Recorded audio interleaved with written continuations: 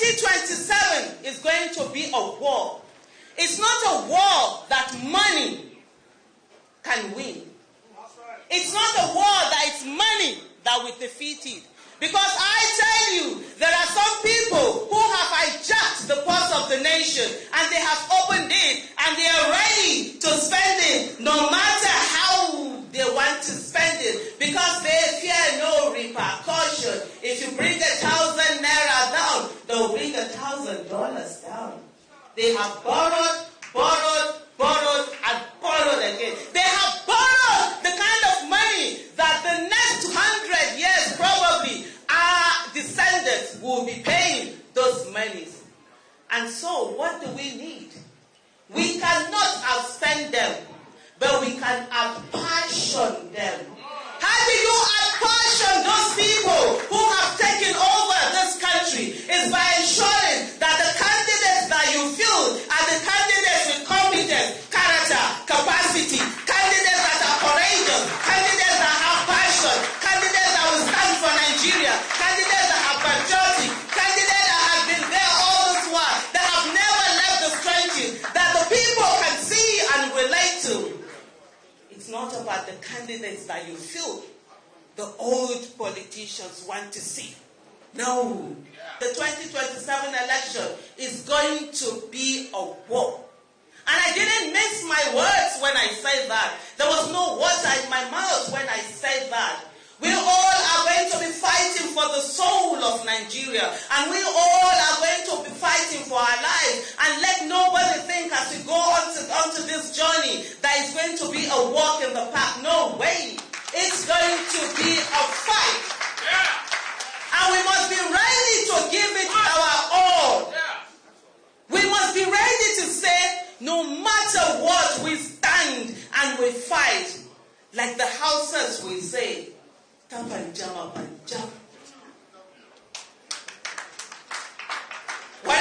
will happen, let it be.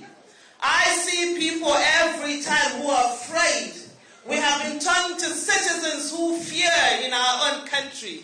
They've turned us to slaves. We no longer are citizens. I want to say to every one of us here, as we march on to 2027, that we all are citizens. We are not slaves. And the office of the citizen is the highest office in the land.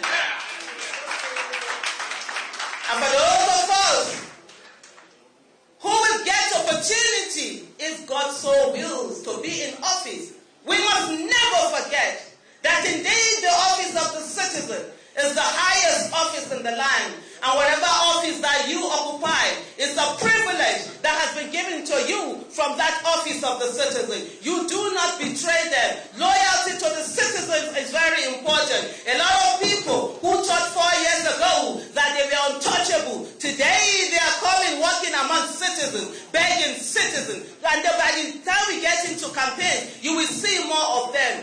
All they needed to do was to be loyal to the citizens, and they would have had a walk in the park. So learn. Experience, they say, is the best teacher.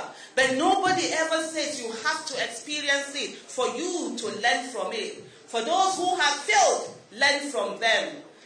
Since entering politics in January, one of the phrases I've also heard repeatedly being said to me is that, Aisha, you are an activist. You are just coming in. We've been doing politics for 30 years. Some have told me they've been doing politics for 40 years. And I always say to them, I also have experience of watching politicians fail Nigeria for 40 years or 30 years. So if we sit at the table and we share the experiences that you have of running for office and I have of seeing those fail Nigeria, then we will come to a common ground that works all for Nigeria. I will soon round up, but I'm going to say something for our leaders that are here. Remember something. So until we get to that place, and this is a direct message to my party, the Nigerian Democratic Congress, when you sit down and we do those primaries, let's give room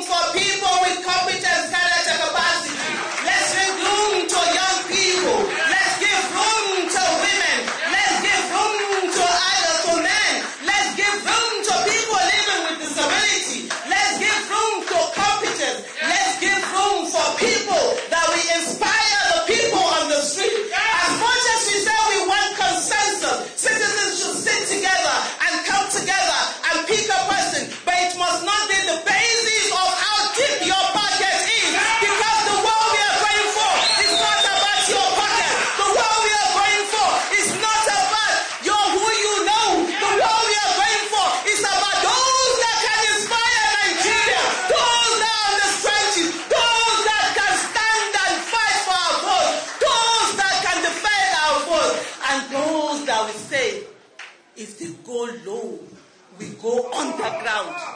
And I say all this today with all sense of responsibility. If we do not have those people, the same way you see our principles, as much as we're fighting for our principles, our main principles, okay, obey and conquer. So the citizens that are out there that cannot see up to them must also see obey and conquer those in their respective zones, so they can fight for them.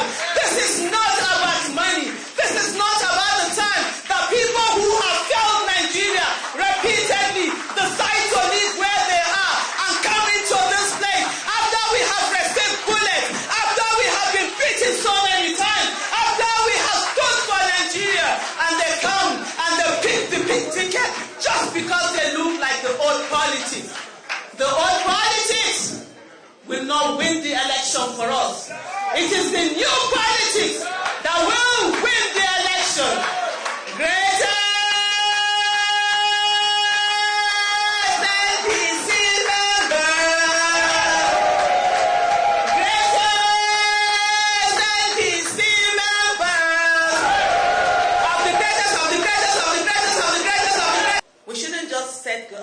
better than the other person. Oh, I just provided school. Nigeria, we should go beyond that. I want to see a Nigeria where we are fighting for the rights of animals, where people are coming out and saying, do not cut this tree, rather than fighting for people to be allowed to live. There are so many qualities, but I think let me not go too much and take over too much, because I tend to talk. People always say to me, I say it's a God-given grace. I can talk for Africa. For the next 12 hours without paper, I can talk. But if you tell me to write what I'm just saying, I can spend the next 10 hours. I'm not on one page. But everyone has his own gift. The next thing I'm going to talk about is loyalty. Loyalty. You know, when I was in a certain party, my first political party, one of the things that I heard a lot from some people was that, Aisha, your loyalty will be tested. And I always say to them, my loyalty will not be tested because you all know I am PO-nized. And that was on period. It didn't matter what it cost me. It didn't matter the opportunity I didn't get or whatever. I don't care. If I give my word, I stay with my word. Yeah. Even if it means that at the end of the day, I might lose my life or lose something that is precious to me. Because I believe my word is my bond. And no matter how tough the situation is, I will keep my words. And sometimes, they say, Aisha, you are too extreme. You are too extreme. Because I am one person who has always said, I do not do label. I am me. And I say it as it is. You will either love me or hate me. And either one is okay. So whatever label you give me, it's okay. And I know Nigeria will be okay. By the grace of God. Inshallah. Loyalty. Your loyalty will be questioned. Sometimes you are loyal, but still they will say to you, you may be not as loyal as you should be. Remember, for every one of us, there is a moral compass within us. And as long as you know that whatever you're doing, that before you and the Almighty God or whatever it is that believe in, you're doing the right thing, keep on doing it. Because for those who do not get it, they will go all around and they will come to a place and they will get you. They will say, oh, so this was it. So I say to every one of us here, please be loyal. Not just loyal to the person, be loyal to the cause. Be loyal to Nigeria. Be loyal to the movement. Stand and say, if my loyalty is tested, where will I be? Will I be on those who stand for what is right? Or will I be on the side of those who chose stomach infrastructure or whatever infrastructure that they want to choose? Loyalty. But you know, sometimes loyalty is punished. Yeah. Sometimes, or most times, loyalty is punished.